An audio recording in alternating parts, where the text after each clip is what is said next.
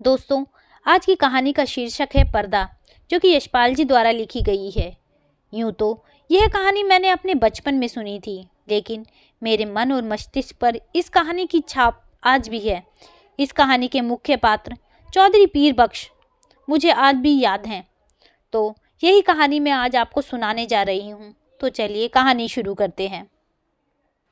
चौधरी पीर बख्श के दादा चुंगी के महकमे में दरोगा थे। आमदनी अच्छी थी। एक छोटा पर पक्का मकान उन्होंने बनवा लिया। लड़कों को पूरी तालीम दी। दोनों लड़के एंट्रेंस पास करके रेलवे में और डाकखाने में बाबू हो गए। चौधरी साहब की ज़िंदगी में लड़कों के ब्याह और बाल बच्चे भी हुए, लेकिन ओहदे में खास तरक्की न हुई। वहीं 30 और 40 हज़ार रुपये माहवार का दर्जा। अपने ज़माने की याद कर चौधरी साहब कहते, वो भी क्या वक्त थे। लोग मिडिल पास कर डिप्टी कलेक्टरी करते थे, और आजकल की तालीम है कि एंट्रेंस तक अंग्रेजी पढ़कर लड़के 30-40 से आगे नहीं बढ़ पाते।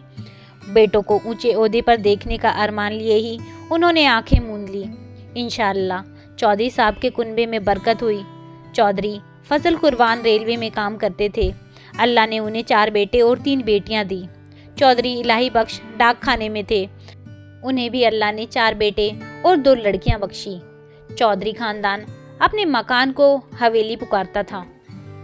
नाम बड़ा देने पर भी जगह की तंगी ही रही। दरोगा साहब के ज़माने में जनाना भीतर था और बाहर बैठक में वे मोड़े पर बैठकर नेचा गुड़गुड़ाया करते। जगह की तंगी की वजह से उनके बाद बैठक भी जनाना में शामिल हो गई और घर की ड्योढ़ी पर पर्दा लटक गया। बैठक न रहने पर भी घर की इज्जत का ख्याल था, इसलिए पर्दा बोरी के टाट का नहीं, बढ़िया किस्म का रहता। जाहिरा दोनों भाइयों के बाल बच्चे एक ही मकान में रहने पर भी भीतर सब अलग अलग था। ड्योढ़ी का पर्दा कौन लाए भाई? इस समस्या का हल इस तरह हुआ कि दरोगा साहब के ज़माने की पलंग की रंगीन दरियां एक के बाद एक ड्योढ़ी पर लटकाई जाने लगी। तीसरी पीढ़ी के ब्याह शादी होने लगे। आखिर चौधरी खानदान की औलाद को हवेली छोड़ दूसरी जगह तलाश करनी पड़ी। चौधरी इलाही बख्श के बड़े साहबजादे एंट्रेंस पास कर डाकखाने में 20,000 की क्लर्की पा गए। दूसरे साहबजादे मिडिल पास कर अस्पताल में कंपाउंडर बन गए। ज्यों-ज्यों जमाना गुजरता जाता, तालीम और नौकरी दोनों मुश्किल होती जाती। तीसरे बेटे होनहार थे। उन्होंने वजीफा पाया। जैसे तैसे मिडिल कर स्कूल में मुदरिस हो देहात चले गए। चौथे लड़के पीर बख्श प्राइमरी से आगे न बढ़ सके। आजकल की तालीम माँ बाप पर खर्च के बोझ के सिवा और क्या है। स्कूल की फीस हर महीने और किताबों और कॉपियों और नक्शों के लिए रुपए ही रुपए। चौधरी बख्श का भी ब्याह हो गया। मौला के करम से बीवी की गोद भी जल्दी ही भरी। पीर बख्श ने रोजगार के तौर पर खानदान की इज्जत के ख्याल से एक तेल की मिल में मुंशीगिरी कर ली। तालीम ज़्यादा नहीं तो क्या, सफ़ेद पोश खानदान की इज्जत का पास तो था। मजदूरी और दस्तकारी उनके करने की चीज़ें ना थी।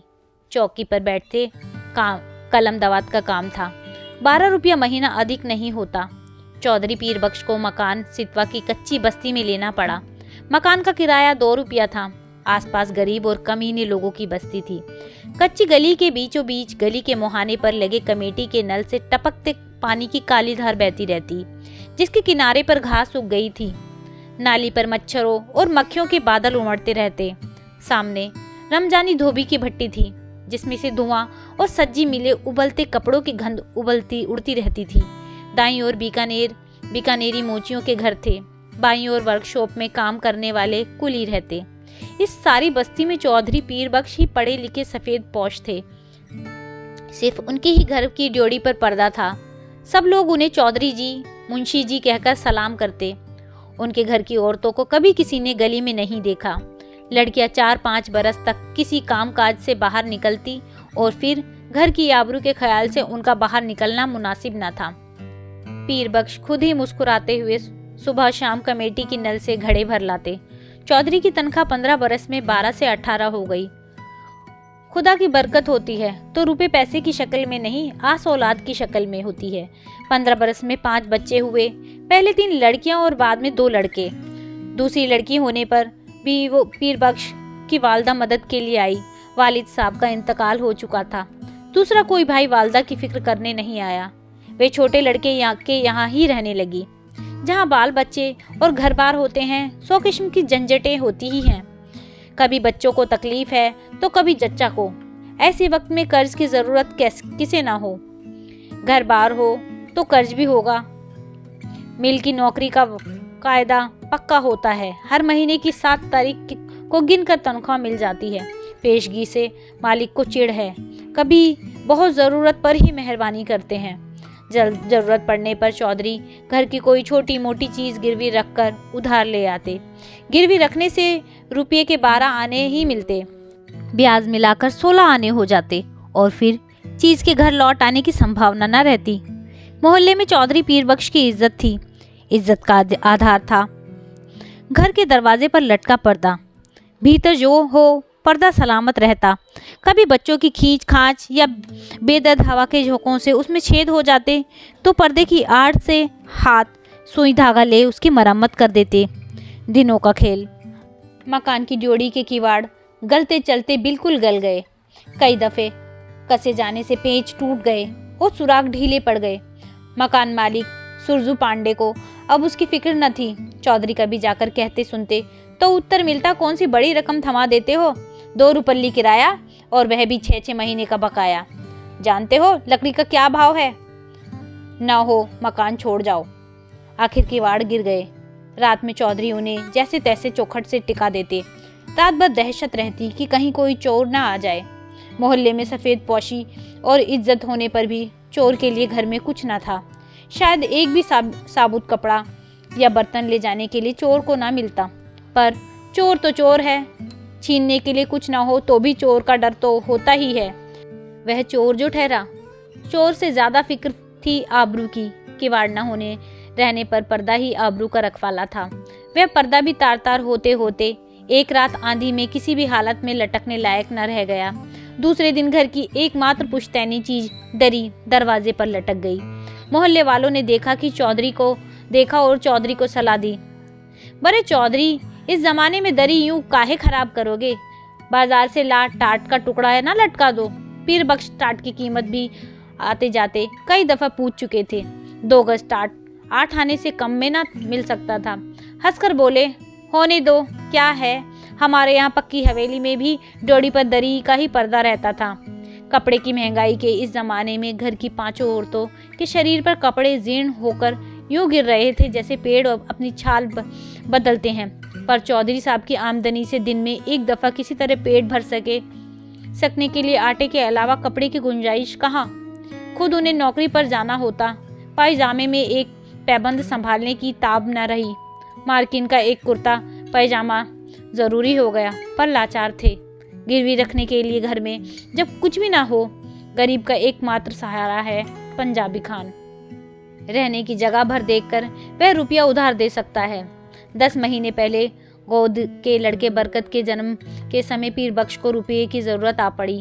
कहीं और कोई प्रबंध न हो सकने के कारण उन्होंने पंजाबी खान बरबर अली खां से 4 रुपये उधार ले लिए। बरबर अली खां का रोजगार सितवा के उस कच्चे मोहल्ले में अच्छा खासा चलता था। बीकानेरी मोची, वर्कशॉप के मजदूर और कभी कभी रमजानी धोबी सभी बरबर मियाँ से कर्ज लेते रहते।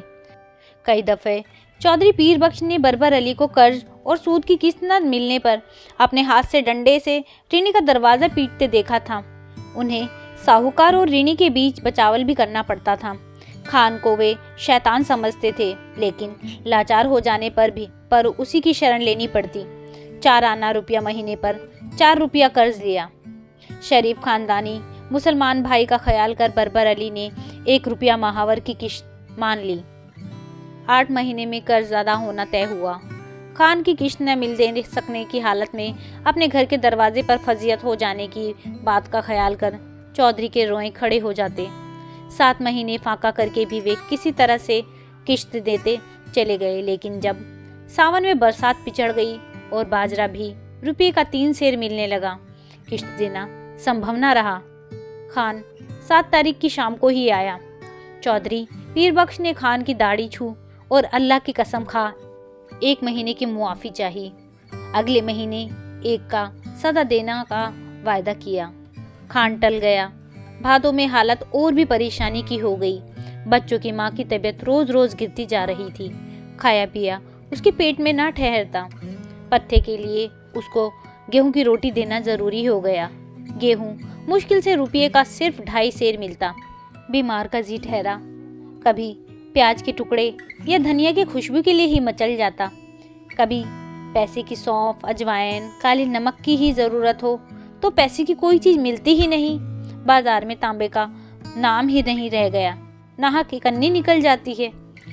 चौधरी को 2 रुपये महंगाई भत्ते के मिले, पर पेशगी लेते लेते तनख्वाह के दिन केवल 4 ही रुपये हिसाब में निकले। बच्चे पिछले हफ्ते लगभग फाके से रहे। चौधरी गली के 2 पैसे की चौराई खरीद लाते, कभी बाजरा उबालकर सब कटोरा कटोरा भर पी लेते। बड़ी कठिनता से मिले 4 रुपयों में से 1.25 रुपया खान के हाथ में धर देने की हिम्मत चौधरी साहब को न हुई। मिल से घर लौटते समय वे मंडी की ओर टहल गए। 2 घंटे बाद जब समझा खान टल गया होगा और अनाज की गठरी ले वे घर पहुंचे। खान के भय से दिल डूब रहा था, लेकिन दूसरी ओर 4 भूखे बच्चों, उनकी माँ, दूध न उतर सकने के कारण सूखकर कांटा हो रहे गोद के बच्चे और चलने फिरने से लाचार अपनी माँ, ज़ईफ माँ की भूख से बिलबिलाती सूरतें आंखों के सामने नाच जाती। धड़कते हुए हृदय से वे कहते जाते, मौला सब देखता है, खैर करेगा। 7 तारीख की शाम को असफल हो खान 8 की सुबह खूब तड़के चौधरी के मिल चले जाने से पहले ही अपना डंडा हाथ में लिए दरवाजे पर मौजूद हुआ। रात भर सोच सोच कर चौधरी ने खान के लिए बयान तैयार किया। मिल के मालिक लालाजी 4 रोज के लिए बाहर गए हैं। उनके दस्तखत के बिना किसी को भी तनख्वाह नहीं मिल सकती। तनख्वाह मिलते ही वह 1.25 रुपया हाजिर करेगा। माकूल वजह बताने पर भी खान बहुत देर तक गुर्राता रहा। हम वतन छोड़ के परदेश में पड़ा है, ऐसा रुपया छोड़ देने से वास्ते हम यहाँ नहीं आया है। हमारा भी बाल बच्चा है। 4 रोज से रुपया नहीं देगा तो हम तुम्हारा कर देगा। 5वें दिन रुपया कहाँ से आ जाता है? तनख्वाह मिले अभी हफ्ता भी नहीं हुआ। मालिक ने पेशगी देने से साफ इनकार कर दिया। 6ठे दिन किस्मत से इतवार था। मिल में छुट्टी रहने पर भी चौधरी खानदान के लड़के सुबह ही बाहर निकल गए। जान पहचान से कई आदमियों के यहाँ गए।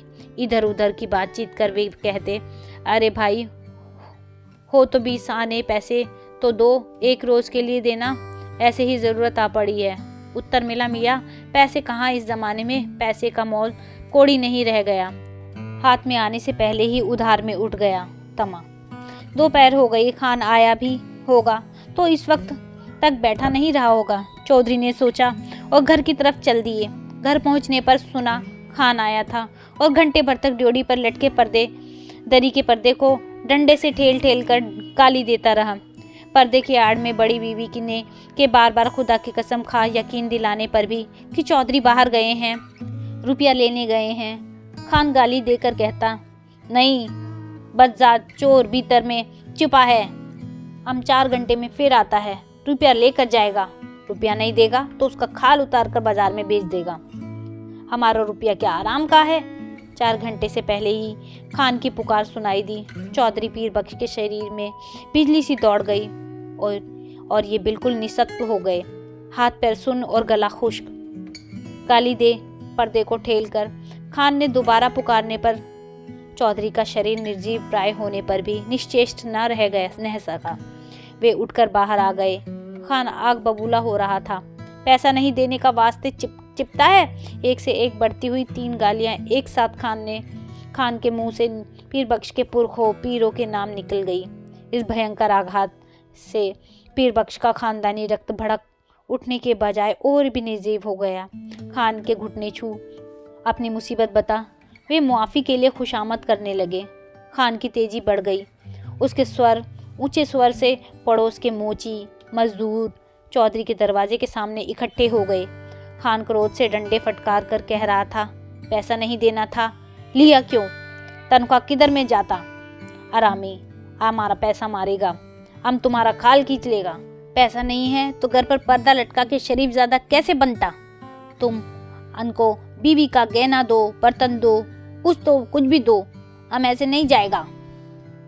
बिल्कुल बेबस और लाचारी में दोनों हाथ उठा। खुदा से खान के लिए दुआ मांग। पीर बख्श ने कहा, कसम खाई, एक पैसा भी घर में नहीं, बर्तन भी नहीं, कपड़ा भी नहीं। खान चाहे तो बेशक उसकी खाल उतार कर बेच ले। खान और आग बबूला हो गया। हम तुम्हारा दुआ का क्या करेगा, तुम्हारी खाल का क्या करेगा, उसका तो जूता भी नहीं बनेगा, तुम्हारा खाल से तो यह टाट अच्छा।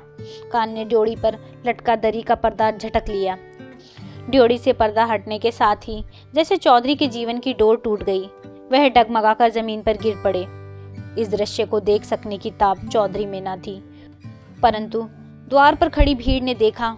घर की लड़कियां और औरतें पर्दे की दूसरी ओर घटती घटना के आतंक से आंगन के बीचों बीच इकट्ठी हो खड़ी कांप रही थी। सहसा पर्दा हट जाने से औरतें ऐसे सिकुड़ गई जैसे उनके शरीर का वस्त्र खींच लिया गया हो। वह पर्दा ही तो था, ही तो घर भर की औरतों के शरीर का वस्त्र था। उनके शरीर पर बचे चीथड़े उनके 1/3 अंग ढकने में भी असमर्थ थे। जाहिल भीड़ ने घृणा और शर्म से आंखें फेर ली। उस नग्नता और की झलक से खान की कठोरता भी पिघल गई।